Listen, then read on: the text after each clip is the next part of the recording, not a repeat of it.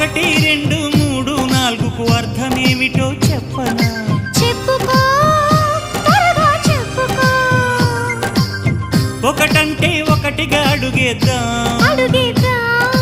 రెండంటే రెండు గుండెలను ముడిపెడదాం, మూడంటే మూడు ముళ్ళేసి ఆ తర్వాత నాలుగు కాలాల పాటు కలిసుందాం.